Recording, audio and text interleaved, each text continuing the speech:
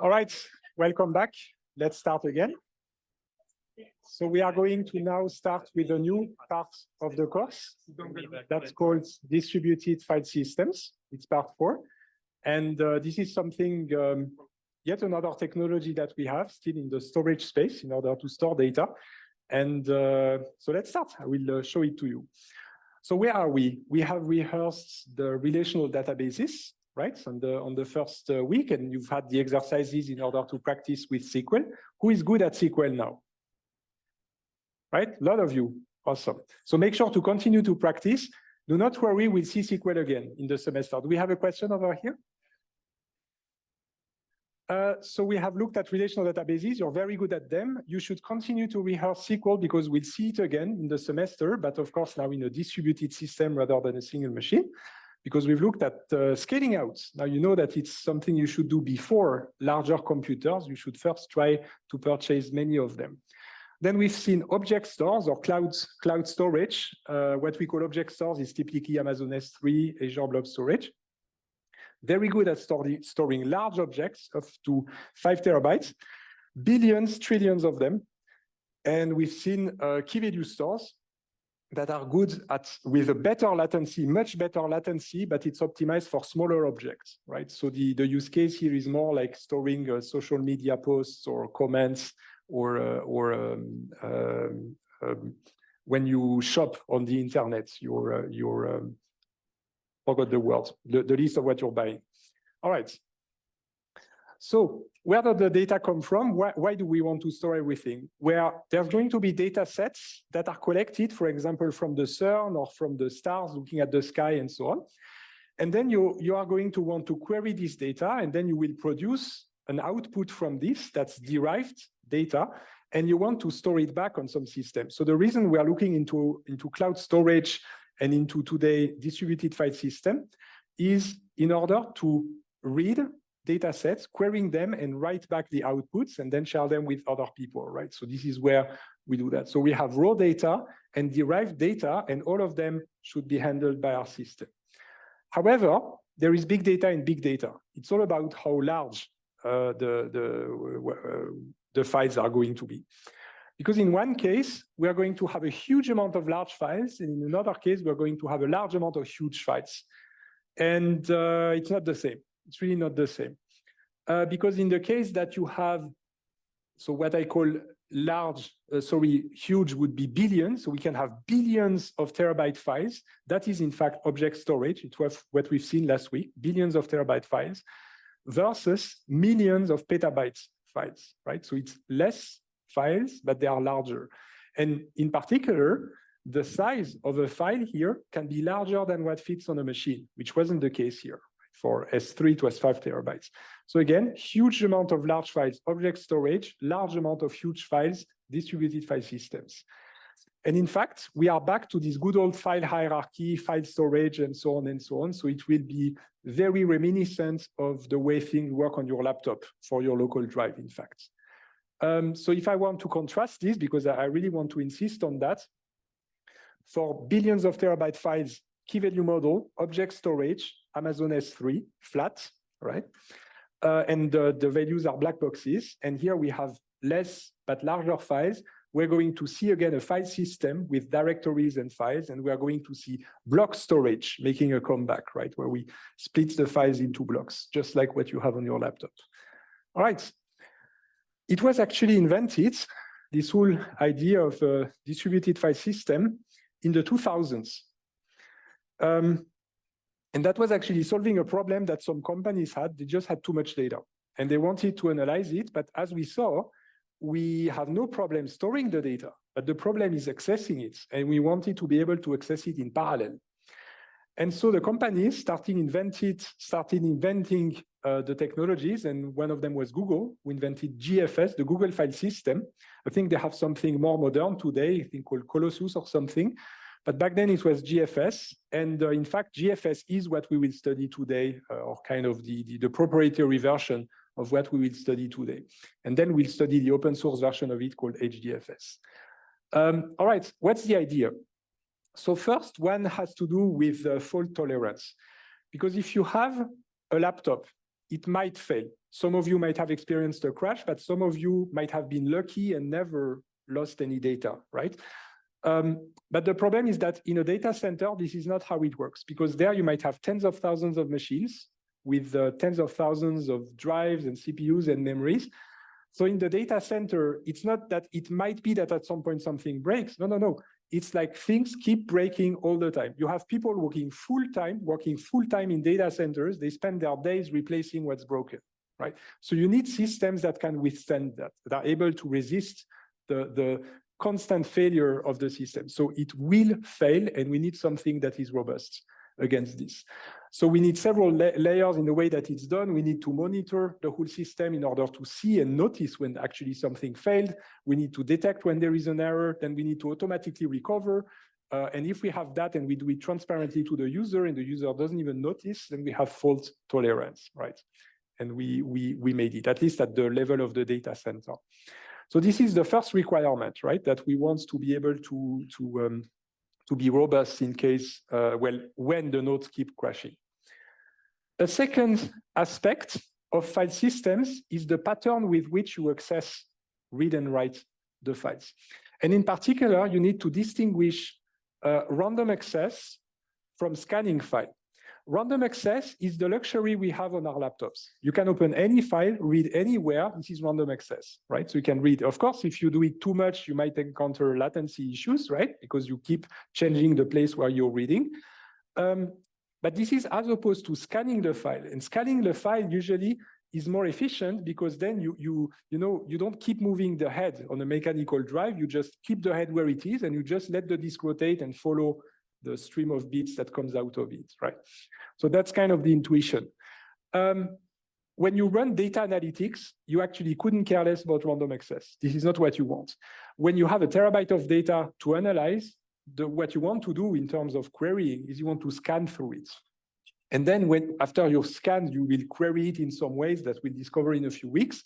But basically, the access pattern is you open the file, you start at the beginning, and you read through the file from the beginning to the end, right? Distributed file systems are very, very, very good at scanning files. If you want to scan a file, they are very good at it, but they are not very good at random access. They were never designed for that. So if you try, you could try actually to use a distributed file system with random access, it will be horrible. It will be completely unusable because you're going to spend your time in latency, waiting and waiting and waiting every time. So that's the first thing. And when you update the file, we also have something similar, is that on your laptop, you can just update a file wherever you want. It's also random access. But when you are in a data center and you want to efficiently update the files, the typical pattern is you append at the end of a file. For example, if you log things, you keep a log, you always append. And again, distributed file systems are really, really good at appending things at the end of a file, but not good at all at random access. So again, random access will be absolutely horrible. It's not made for that. We are very good at scanning and appending at the end of a file. So it's great if you have sensors that keep returning new data that you append at the end of the files. It's great for logs. It's also great for intermediate data because when you write down intermediate data, it's also something that just is flushed. So you just keep appending at the end of the file, right? But the idea is that once you've written it, it's immutable. You don't modify it anymore. You can, if you want to make a copy, you need to really create a new file, again, scanning through the whole thing. Okay. Another aspect of distributed file systems is that you might have hundreds or thousands of users. It's not like your laptop where there's only you, right? Or it's not like at home where with your family, you might have, I don't know, 5 or 10 people who access it. Here, it has to work with hundreds of clients in parallel that are going to append to the system. Now, why am I saying hundreds and not millions, right? Because cloud storage, Amazon S3, Azure Blob Storage, it's millions of users, right? Tens of millions, like all the people watching Netflix at the same time. Can you imagine that? Why just 100 in here? Well, there is a major difference between distributed file systems and the cloud storage system. Is that in a distributed file system, that's typically something that is installed within a company and just for the company. So it's like your private set of computers and you share it with your employees, but not with the world, right? So there's going to be plenty of different installations of HDFS, of a distributed file system, but it's really up to you to install it on your premises. All right, so that's one of the differences with cloud storage. Cloud storage is really a service that anybody can use in the world. This is really more like software that you can install on your own computers. Right. But of course, there are also ways to go to AWS or Azure and click on a few buttons, and it will give you computers that will run HDFS, right? So you can do that too, but it's still your own HDFS. The world doesn't have access to it. So this is why just a few hundreds. That's really the case within a company that you have this, all right? And now, another one of the ideas that's related to what I've told you is whenever you have a system, it has a bottleneck. What is the bottleneck? For HDFS, you want it to be the throughput. You want to be, when you are in a typical HDFS usage, you're reading or writing the data, you want to be limited by the quantity of data that's flowing around. That's the good use case. If this is happening, you have data flowing around and the only limiting factor is the speed of the data flowing, that's great. That's the comfort zone of HDFS. If you have an HDFS cluster and the bottleneck is not the throughput, but the latency, it means that there is no flow of data. The system is constantly waiting for things to happen. That's latency. Then it means something's wrong. And typically that will happen if you try to use random access on HDFS. You're going to have an idle cluster that's constantly waiting for stuff to happen. And once in a while, you see some data transferred, but this is wrong. This is not the way HDFS should be used, right? So the bottleneck must be the throughput. This is what we want. So you remember what I told you about the progress of capacity, throughput, and latency last time, that we immensely increased the capacity by billions and more, hundreds of billions, trillions. But the throughput was only increased by a 5-digit number, like 20K, roughly 20,000. And latency was something like 150, right? Ridiculous. And then the intuition I want to give you in that course, I will keep repeating it, is that we solve the discrepancy between capacity and throughput with parallelization. It's exactly what we do with the distributed file system. And we solve the gap between throughput and latency with batch processing. Now, the batch processing, we'll see it later with Spark and HBase, so I keep it for later. Today, we'll focus on the parallelization, right? All right, so this system that solves the problems I mentioned, very good at scanning data, very good at appending data at the end of a file, very good at having hundreds of people using it at the same time, fault tolerance, you know, if things crash in the cluster, it's still working. That dates back to the 2000s, and shortly after Google introduced the Google File System, GFS, some other people, in particular somebody called Doug Cutting, created Hadoop. Hadoop is an open source version, and I think it was done at Yahoo, started in 2006, that aimed to replicate the Google File System, GFS, and they called it Hadoop Distributed File System, HDFS. Hadoop is actually the name of this little teddy bear. It's more like a teddy elephant than a teddy bear, but this is the name of the teddy bear of Doug Cutting's son. So this is it was called Hadoop. That's the origin of it. All right. So the idea is that Hadoop is not just actually HDFS; it's a collection of technologies that replicate Google GFS, Google MapReduce that we'll see in a couple of weeks, and Google Bigtable that we'll also see in a couple of weeks. Right. And so there's an open source equivalence that's called HDFS for GFS. MapReduce, they didn't change the name. You typically say Hadoop MapReduce. And then Bigtable, they called it HBase, right? That's the open source implementation of Bigtable. And we'll look at all of them, all three of them in this course. But of course, we need to start somewhere with HDFS. Just so you notice the progress that was made between the 2000 and 2010s, they started a cluster back then with 188 machines and grew it all the way to 42,000. That was 5 years later. And the latest reporting number was in 2016. I didn't find anything more recent than that, where they had 100,000 machines. That's a guess because they didn't actually communicate, that's the question mark, and 600 petabytes of data. What sort of things do you do with this? Well, you kind of download the internet and index it, right? This is how you do a search engine like Yahoo or Google. So that's one of the motivations, right? Why do we hit the 100,000 wall? It's what I explained to you. In a data center, you need a lot of energy. You need to cool down the system. So it's very, very difficult to actually go past 100,000 in the single data center. All right? That's the introduction. That's the prerequisites of what we want to achieve, right? So we want to be able to scan the data efficiently in parallel, obviously, with hundreds of users at the same time, possibly. We want to be able to append back to the data. We want it to be fault tolerant. We'll have a file hierarchy and so on. So now what's next?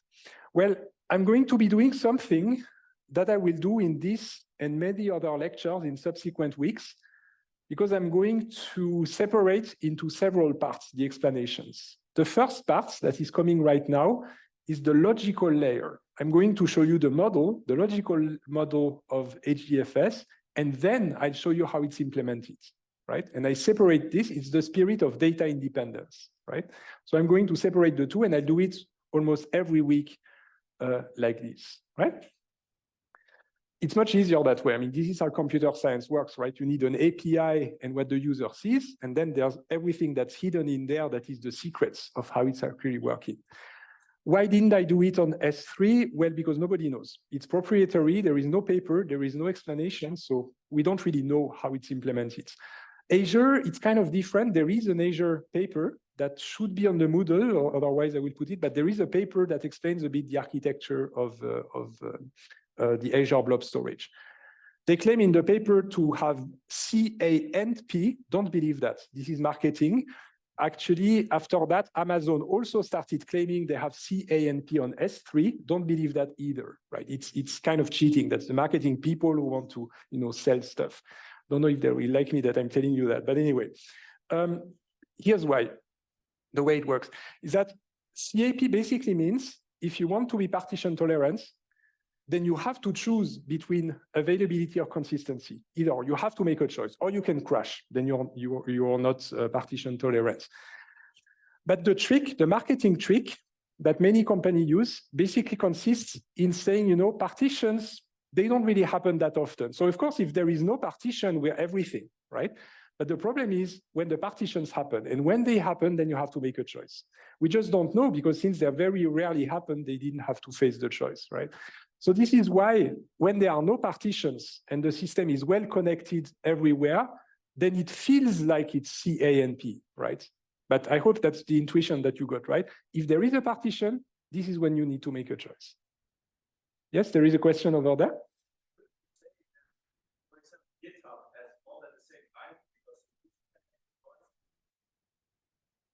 GitHub is a code repository, right? But you probably mean in terms of storing the data in there.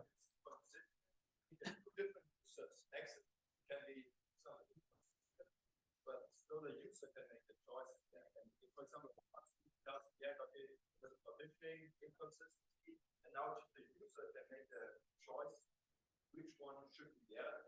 Wouldn't you then have all three?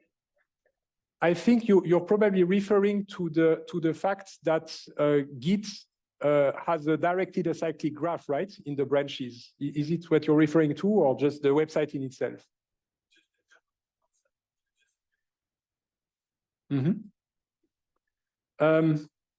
I actually don't know it well enough to be able to say if it's C, A, or P. But basically, there are several ways of looking at it. If you consider GitHub as the servers that host all of that, right? So they have servers, the data is in there, and people can connect using Git or other systems to the server. I don't know if GitHub is CA or AP or CP. It has to be one of the three. I don't know it well enough to tell you more than that, of which one of the three it is.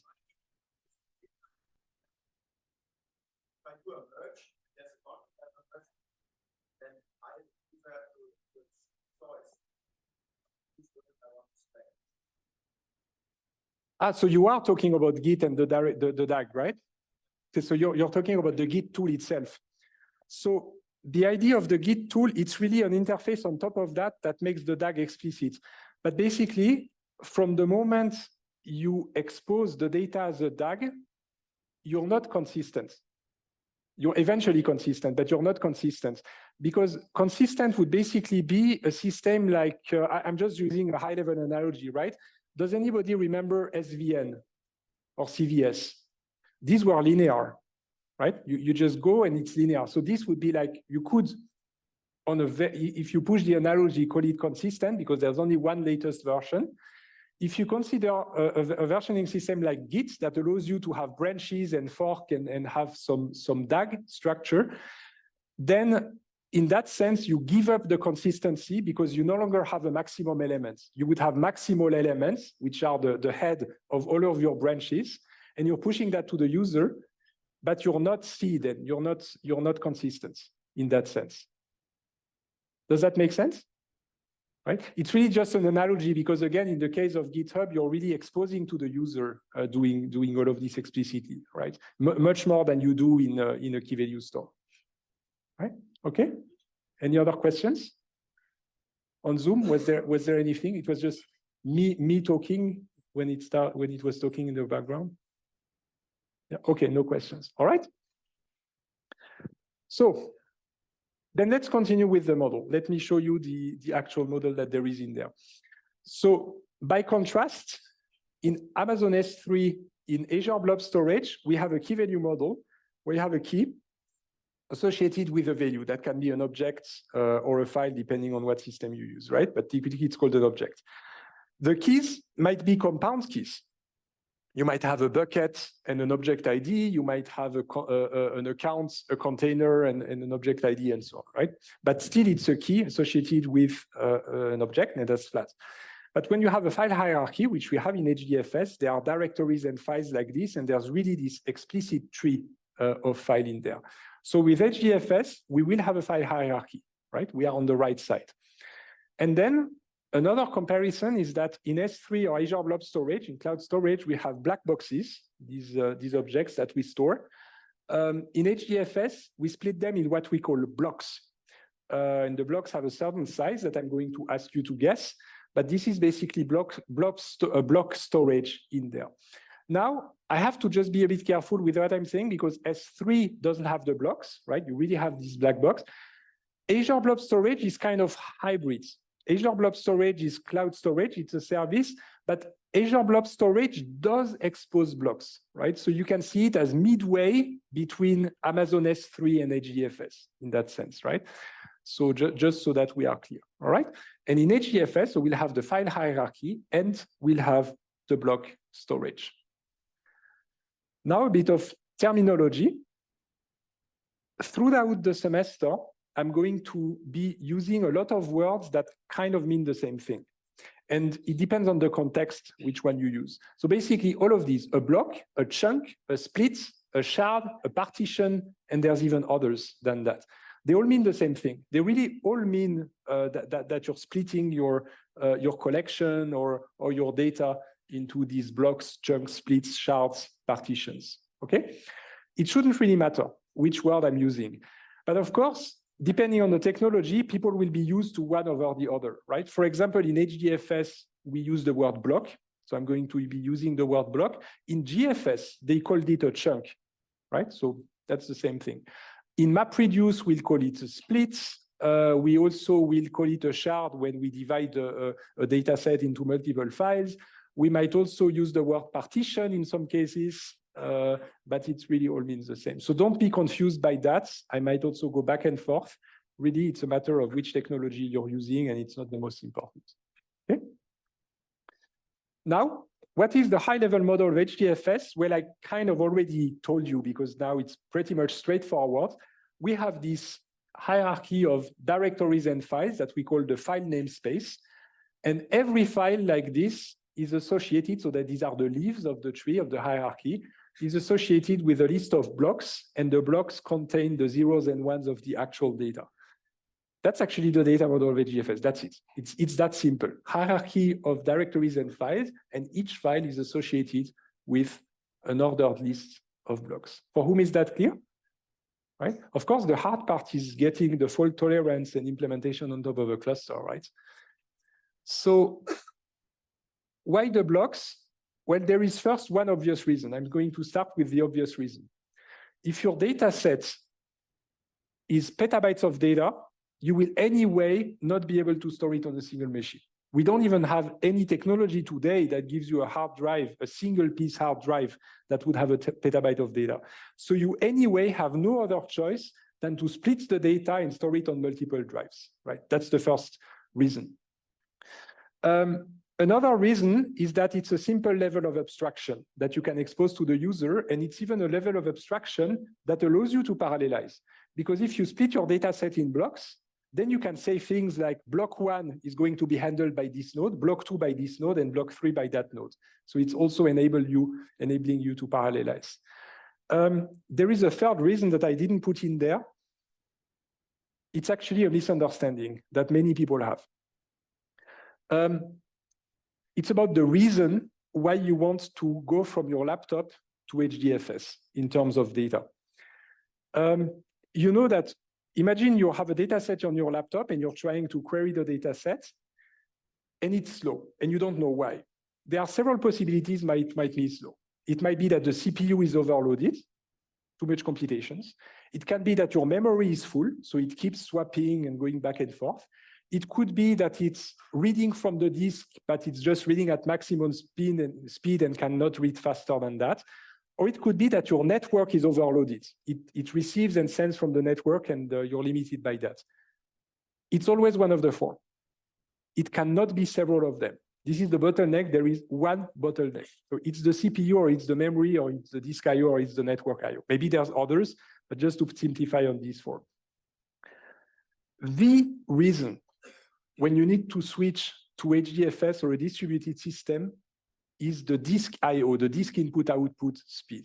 If your problem is that you cannot read from disk fast enough, then you are going to split into multiple blocks, put them on different machines, and then, do you see why you solve the problem? Because now you can read each block again at the maximum speed of the drive that it's on, but you do it in parallel. So if you have 3 blocks in parallel, looking at the whole cluster, you're reading at 3 times the speed, because you're reading on 3 different machines. So you see the trick. This is when you should use HDFS. If your problem is the CPU, you might be disappointed switching to HDFS. If the problem is the memory, it's the same.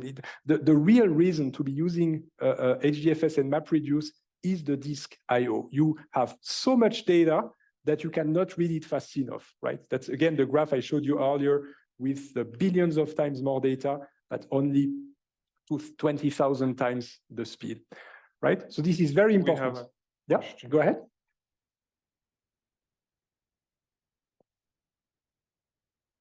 Wow, nice. Applause, yes, that deserves an applause. Go ahead.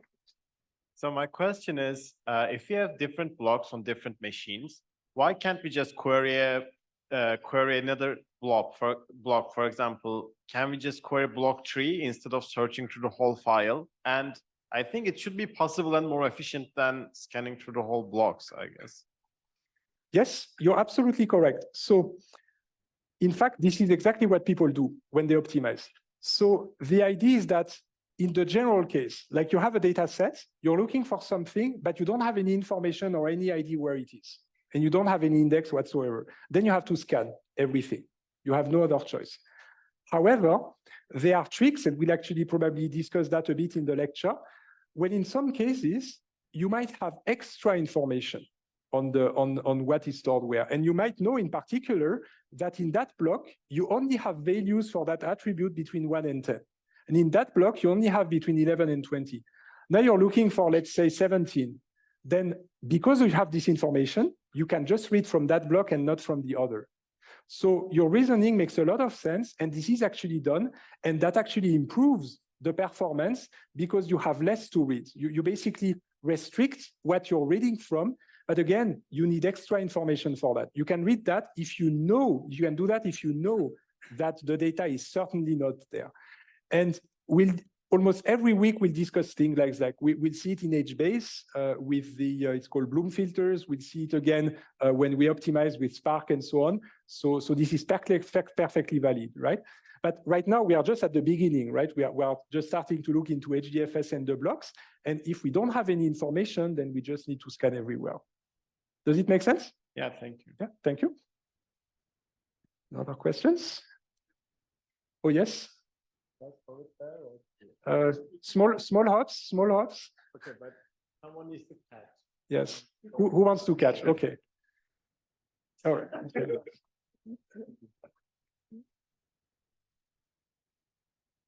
Okay.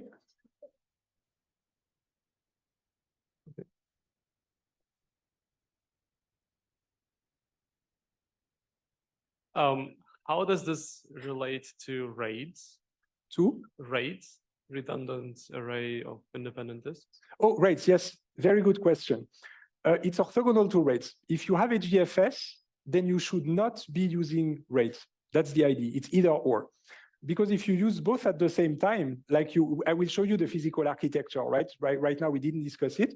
But if you use RAIDs as the physical layer behind HDFS, you're wasting your money because you're basically dealing with fault tolerance twice. Once with RAID and another time with HDFS that also does that. So this is why you shouldn't be using the two at the same time, right? Do we have another question? Yes, over there. In the case of having large amounts of data, right? That's why we would use, if the bottleneck, as you said, is actual storage or the reading from the disk. Reading, yeah. Mm-hmm. Doesn't that actually lead to a network bottleneck if we parallelize? This is a very good question. This is exactly the sort of questions we'll answer in this course. The idea, we will see that with MapReduce in a few weeks. The idea is that when you have the blocks on all the machines spread over the cluster, you can read the blocks and process them locally. So on every machine, it's the local CPU of the machine that processes the data stored on the same machine. That doesn't need any network communication. But as we will see, sometimes you need network, and that's called shuffling, right? And we'll discover all of that, right? But that's a very nice observation too, right? So just to be clear, we would get some intermediary result that is way smaller in size, maybe, from the local machine, and then we would send just the result, something like that? In some cases, yes, but in some other cases, you need a full shuffling that is going to basically ship over the data all over the cluster. You want to have it as little as possible, as rare as possible, but you need it. For example, if you join, if you group, but I will give you the intuitions of that, right? Okay, yes, another question? You can, small hops. Right. Almost. Yeah, go ahead. Why don't we use blocks in object stores? Is it because the throughput's not the bottleneck? In fact, we can use object stores. So these are two different technologies. And when you use MapReduce or Spark and so on, you can use it with Amazon S3, you can use it with HDFS, and it's all okay. The main difference is really that in the case of HDFS, you can break this 5 terabyte barrier that you cannot break with S3. And with S3, you can have billions or trillions of objects with HDFS a little bit less. With HDFS, it also has the additional advantage that you're storing the data on the same machines as you're processing it. S3, that's not going to be the case because S3, it's servers that they have of their own, but you still need to ship the data over to the compute nodes. So really, both of them are okay, and people use both in practice to query their data. Okay, yes, over there. Can you choose the block allocation, or is it done by default? Block allocation in the sense of the size of the block? Yeah, how you split it exactly into blocks. Let me ask you the question then. That's a very good transition. So let's see. So the short answer is you can change it. It's a parameter that you can modify, but you should not change it to anything. There is still some sort of intuition about the ideal size. So let me switch to the question. Of course, there's going to be the demo effect. So it's of course going to, where is it, like here? Oh no, it's working.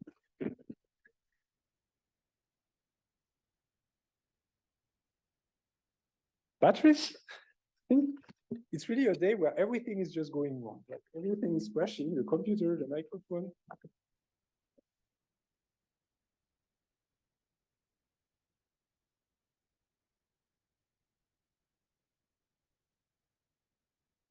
And now you can hear me again, right?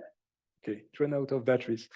So you can choose the size of the blocks, but what is it by default is the question right here. And that's actually kind of a hint on what you should be doing. And I'm going to explain what's wrong with the others. So what's the ideal size for a block? Is it something like 32 kilobytes? That's kind of the same as on your laptop, either for a local file system or even relational databases. Is it more like 128 megabytes, which is a good compromise between latency and throughput? Is it 2 terabytes, meaning that you have basically one block per machine? Or is it 512 terabytes, because we're talking about big data? So what's the size of a block? What it should be? So we already have 123 answers, and we have a majority who is correct. Let me give you the intuition, just to see what's going to happen. What if we take a block? Well, first, a block of 500 petabytes, that doesn't work, it doesn't fit on a machine. You need for the blocks to eventually be on single machines, right? So it cannot be 512 petabytes. Now, let me take the 32 kilobyte case. 32 kilobytes, imagine you're storing a data set with a terabyte of data. So a terabyte of data means 100 gigabytes, 1 million key megabytes, 1 billion kilobytes. So you're talking about 1 billion blocks. Remember that every time you access a block, you need to pay a latency cost. There's a latency at every block. So if you have 1 billion blocks, these are so many blocks that you're going to have, let's say, 1 second of latency. Do you know what 1 billion seconds is? It's 30 years. You should celebrate your birthday, by the way, once you, I think it's 31 in a few months. So don't forget to celebrate your billionth second. But 1 billion block basically means 30 years. Of course, you can distribute it on 10 computers, still 3 years. This just doesn't work. 2 terabytes is kind of the opposite. So 2 terabytes, you're not going to have any latency problem, right? Because you're going to have much less, in fact, just one block if your data set is 1 terabyte. But the problem is that the blocks are so large that you don't even have any liquidity left in the sense of spreading the blocks over the clusters, and you lose your flexibility in terms of querying, right?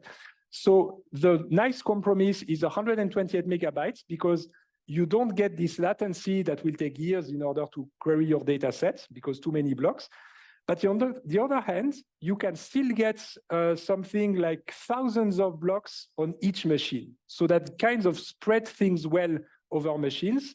And then that has to do with batch processing, as we'll see later. All right, did I give you the intuition right? Does it make sense? So that's the range. For whom does that make sense? Okay, very good. So you can change that value. In fact, some people set it to 64 megabytes in some systems, 256. Microsoft said we can go to 4 gigabytes, right? That's a lot of courage, but it works because the hardware is actually evolving. But even 4 gigabytes, if you think of it, it's still the same order of magnitudes, right? So it's really the ideal factor of 10 maybe. So this is the range where it should be, right? Do not go below that and do not go too much above that. Of course, in 5 years and 10 years, that might change, right? It really depends on the hardware that we have. But nowadays, this is where we should be. All right? So we have 3 more minutes, so I'm just going to stop here. You asked a lot of questions. This is really, really good. You even anticipated on the sort of things we are going to do during the semester. So this is very good. Tomorrow, I'll continue with explaining HDFS. We'll start discovering the physical architecture, the mysteries of how it is done. And then we'll continue throughout the semester. So, all right, this is good. I have 80%. That's the bucket that I really like. We are here to help you. If you didn't understand, read the textbook. I uploaded a newer version of the textbook with the Dynamo. So the chapter on cloud storage was expanded. Thank you very much. Enjoy the exercises and see you tomorrow.